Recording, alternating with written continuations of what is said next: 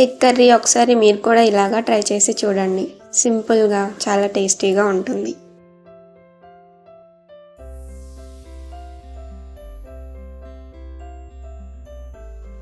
First ఒక గిన్నె పెట్టుకొని ఆయిల్ పోసుకోండి. ఆయిల్ హీట్ అయ్యాక కట్ చేసి పెట్టుకున్న పచ్చిమిరపకాయలు, ఉల్లిపాయలు ఆయిల్లో ఫ్రై చేసుకోండి.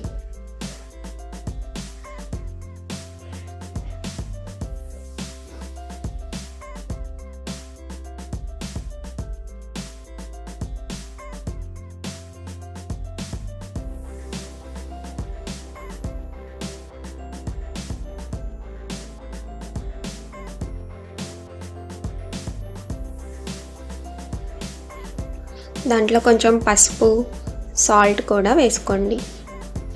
ఆనియన్స్ కొంచెం కలర్ చేంజ్ అయ్యే వరకు ఫ్రై చేసుకోండి.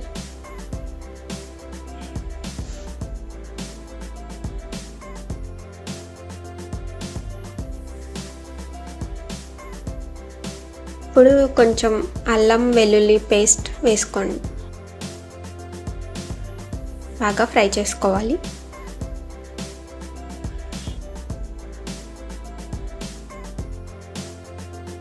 ఆనియన్స్ బాగా ఫ్రై అయిన తర్వాత ముందుగా మనం ఉడకబెట్టి పెట్టుకున్న ఎగ్స్ కూడా వేసుకోవాలి.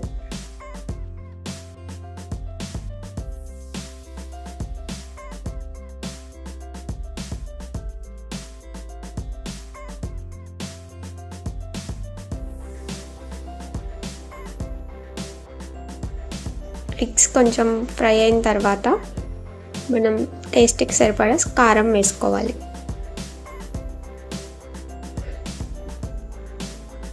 ఒక 2 మినిట్స్ ఫ్రై చేసుకోవాలి.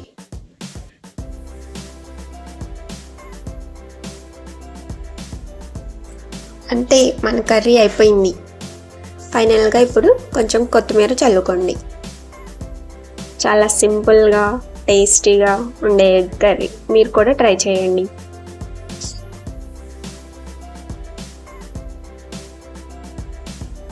ఈ వీడియో మీకు నచ్చితే లైక్ చేయండి, షేర్ చేయండి, అలాగే సబ్స్క్రైబ్ చేసుకోండి. Thank you for watching.